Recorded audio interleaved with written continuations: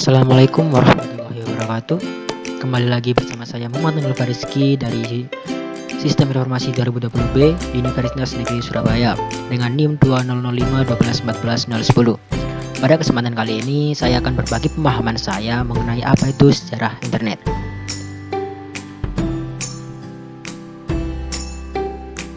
Ya, berikut adalah konten-konten atau materi-materi yang akan menjadi isi dari apa yang kita sampaikan pada kesempatan kali ini, yaitu pertama pengertian internet, yang kedua sejarah perkembangan internet, yang ketiga internet masuk ke Indonesia, yang keempat dampak dari penggunaan internet, dan yang kelima atau yang terakhir aplikasi-aplikasi berbasis internet.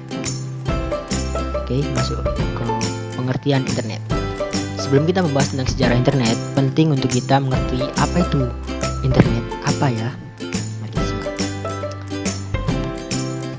Jadi pengertian internet itu ada dua, menurut KBBI dan menurut Wikipedia.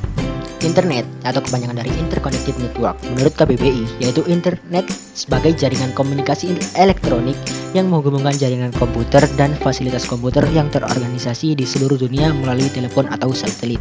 Sedangkan menurut Wikipedia, sistem jaringan komputer yang saling terhubung secara global dengan menggunakan paket protokol internet atau TCP/IP untuk menghubungkan perangkat di seluruh dunia.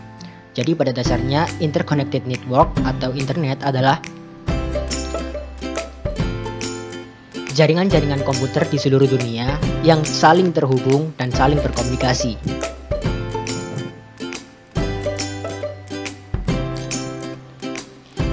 Lanjut pada pembahasan kedua, yaitu perkembangan internet. Kita mulai masuk ke sejarahnya. Berikut adalah fase-fase dari perkembangan internet itu sendiri. Yang pertama di tahun 1960, ARPANET mulai dibentuk. Nah, terbentuknya ARPANET ini sendiri dimulai dari tahun 1969-an. Saat itu, Departemen Pertahanan Amerika, US DARPA, Defense Advanced Research Project Agency, memutuskan untuk mengadakan riset penelitian tentang cara menghubungkan sejumlah komputer sehingga membentuk jaringan organik. Program riset ini dikenal dengan nama ARPANET tadi. Pada tahun 1970, sudah lebih dari 10 komputer yang berhasil dihubungkan antara satu komputer dengan komputer yang lainnya. Keberhasilan menyambungkan antar komputer ini yang kemudian bisa membuat mereka berkomunikasi dan membentuk sebuah jaringan. Pada awal ditemukannya internet, mereka mendemonstrasikan menggunakan software dan hardware berbasis Unix yang merupakan cikal bakal terciptanya Linux. Tujuan awal diciptakan internet oleh Departemen Pertahanan Amerika Serikat atau US Department of Defense merupakan proyek militer untuk membuat sistem jaringan komputer yang terletak pada daerah-daerah vital untuk menanggulangi kalau sewaktu-waktu terjadi serangan nuklir dan untuk mengantisipasi kendala informasi yang terpusat. Tujuannya adalah jika sewaktu-waktu terjadi perang, tentara militer Amerika bisa langsung bergerak untuk menghancurkan musuh. Kemudian fase kedua di tahun 1980. Jadi internet ini sudah masuk ke beberapa universitas. Pada awal-awalnya itu ditemukan, ARPANET hanya bisa menghubungkan ke 4 universitas saja, yaitu Stanford University of California, kedua Research Institute, yang ketiga University of Utah, dan yang keempat Santa Barbara, yang mana mereka membuat suatu jaringan terpadu dan secara umum diperkenalkan ke publik oleh ARPANET pada bulan Oktober di tahun 72-an. Tak lama setelah itu, proyek ini dilirik oleh berbagai universitas di negara tersebut sehingga proyek yang digarap oleh ARPANET berkembang dengan pesat yang mengakibatkan ARPANET kesulitan dalam manajemennya. Banyaknya permintaan yang ingin mengembangkan internet, akhirnya ARPANET dibagi menjadi dua, yaitu ARPANET dan MILNET. ARPANET fokus menangani non-militer seperti universitas, perusahaan, dan lain-lain yang bukan militer, sedangkan MILNET fokus untuk mengurusi keperluan militer. Dari keduanya bergabunglah antara jaringan tersebut yang sekarang dikenal dengan nama DARPA Internet, yang kemudian sekarang dikenal dengan nama internet. Kemudian pada 1982, yaitu fase mulai dikembangannya protokol standar TCP/IP. Kemudian di tahun 1984, domain name untuk mengganti URL itu mulai digunakan. Kemudian di tahun 1986, National Science Foundation Network atau NSFNet dibangun pada tahun tersebut. dan mulai menggantikan peran ARPANET sebagai jaringan riset di Amerika Serikat. Beberapa jaringan internasional di berbagai negara mulai dibangun dan dihubungkan dengan NSFNet. Kemudian di tahun 1990, ARPANET dibubarkan. Akan tetapi internet tetap terus berkembang sampai sekarang. Nah, kemudian layanan WWW atau World Wide Web yang berbasis tampilan grafis daripada berbasis tampilan teks telah mulai dikembangkan oleh CNN. Kemudian di tahun 1993, internet didirikan untuk melayani pendaftaran nama domain. Jadi pada tahun 1984, domain mulai digunakan, tapi itu hanya individu, bukan untuk global. Sedangkan di tahun 1993, domain-domain tersebut akan ditetapkan secara global. Kemudian setahun setelah internet didirikan, yaitu pada tahun 1994, internet mulai digunakan di Indonesia.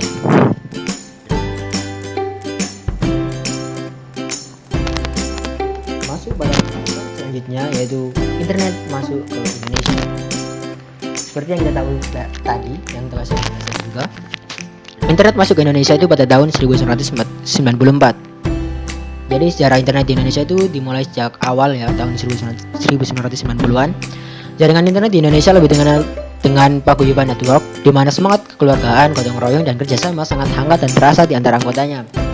Di awal-awal itu bermodalkan pesawat transceiver HF SSB Kenwood TS430 dan komputer Apple II. Para pakar berguru pada senior radio amatir, yang kemudian data paket radio didorong ke arah TCP IP dan akhirnya menjadi tumpuan dari paguyuban network. Di tahun 86 sampai 87-an, mereka merupakan awal perkembangan jaringan paket radio di Indonesia. Robi Subiakto mengaitkan jaringan amatir BBS yang merupakan jaringan email store and forward yang mengaitkan dengan banyak server BBS amatir radio di seluruh dunia agar email dapat berjalan dengan lancar. Kedua, provider di era-era awal. Ada dua, yaitu Ipteknet dan Indonet. Ipteknet yaitu ISP atau penyedia internet yang pertama kali ada di Indonesia, yang secara resmi berdiri dan mulai beroperasi pada awal tahun 1994. Di tahun yang sama juga, Indonet juga mulai beroperasi, yang dikomandoi secara paruh waktu oleh Sanjaya. Indonet ialah penyedia internet komersial pertama di Indonesia yang mendapat lisensi dari PT Lintas Arta. Waktu itu mereka belum begitu paham tentang bisnis internet di Indonesia, mengingat masih sedikit dan terbatasnya pengguna. Untuk dapat terhubung ke internet, waktu itu memakai dial-up oleh Indonet. Kemudian materi selanjutnya itu dampak dari internet. Seperti yang kita tahu, semua hal itu pasti mempunyai dampak antara negatif dan positif. Kemudian dampak dari penggunaan internet itu yaitu pertama, yang positif, yaitu memudahkan komunikasi. Dengan adanya internet kita dapat terhubung ke seluruh dunia. Jadi kita dapat berkomunikasi secara maya. Kemudian memudahkan pencarian informasi. Dengan Google semua informasi itu terpapar. Jadi sangat mudah untuk mencari informasi-informasi yang kita butuhkan. Kemudian memudahkan transaksi bisnis. Dengan komunikasi dan informasi yang mudah dicari, proses transaksi bisnis juga akan lebih mudah. Nah, kemudian di samping hal-hal positif yang ada di internet, ada juga dampak-dampak negatif. Yang pertama, pornografi. Konten-konten berbau porno dapat mudah tersebar di internet. Yang kedua yaitu persebaran informasi palsu. Banyaknya informasi di internet pasti akan memudahkan seseorang untuk mengacaukan, sehingga banyak informasi palsu yang ada di internet. Yang ketiga yaitu menampilkan kekejaman. Banyak yang telah memposting kegiatan-kegiatan kekerasan seperti pembunuhan, acara-acara brutal, tragis, dapat mudah ditemukan di internet, dan terjadinya penipuan. Dengan kemudahan berkomunikasi dan persebaran informasi palsu, akhirnya tingkat penipuan pun juga semakin tinggi. Kemudian aplikasi-aplikasi dalam internet yang berbasis internet. Yang pertama ada chat, ada komunikasi dan informasi, ada FTP, resource sharing, SMS, VoIP, WhatsApp, mailing list, dan teleconference. Ya, yang pertama itu chat. Chat adalah suatu fasilitas di mana kita dapat berkomunikasi dengan orang lain dimanapun dia berada, baik satu orang ataupun banyak orang secara online atau terhubung langsung dalam internet dan real time pada saat itu juga. Chat ini mirip dengan telepon yang berfasilitas seperti Line, namun kita hanya tinggal mengartikan apa yang hendak kita bicarakan. Kemudian komunikasi dan informasi. Email merupakan metode pengiriman dokumen atau file melalui jaringan internet. Ada juga www atau World Wide Web yang merupakan bagian dari internet yang menyediakan berbagai jenis resource yang dapat ditampilkan oleh pengguna. Yang ketiga FTP, File Transfer Protocol, adalah suatu cara yang mudah, murah, dan cepat untuk mentransfer file atau arsip data dari server internet ke komputer Anda atau sebaliknya. Melalui program FTP yang juga disebut FTP Client, pemakai dapat mengatur pertukaran data dengan komputer lain yang berjauhan. Kemudian resource sharing. Resource sharing atau sharing file, suatu data yang kita punya bisa dibaca atau diakses oleh user lain yang telah terhubung melalui jaringan, user atau pengguna komputer lain ya. Kemudian kita juga bisa sharing device, misalnya CD drive, hard disk, printer. Itu untuk meningkatkan efisiensi dan efektivitas kerja. Kemudian ada SMS. SMS atau kepanjangan dari Short Message Service, ialah fasilitas pengiriman pesan dari internet ke handphone. SMS ini tidak bias dilakukan secara dua arah. Kemudian ada VoIP atau Voice over Internet Protocol, ialah penggunaan telepon melalui internet. Voice over Internet Protocol merupakan teknologi penggabungan antara suara dan data. Jadi tidak menggunakan nomor lagi, melainkan menggunakan IP.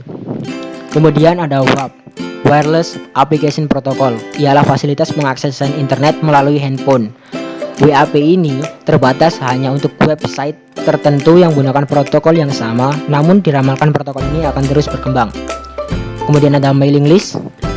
Mailing list merupakan pengembangan dari email, di mana melalui mailing list ini kita dapat membentuk suatu grup tertentu dengan menggabungkan alamat-alamat email orang-orang yang akan tergabung dalam mailing list tersebut. Yang terakhir ada teleconference, ialah seperti kita bertemu dengan orang lain untuk bertatap muka tetapi dipisahkan oleh jarak dan waktu. Telekonferensi ini menggunakan teknologi penggabungan antara suara, data, dan gambar, ya seperti yang kita lakukan di masa pandemi ini menggunakan Google Meet ataupun Zoom. Ya, terima kasih. Mohon maaf apabila ada kesalahan. Assalamualaikum warahmatullahi wabarakatuh. Sampai jumpa lagi.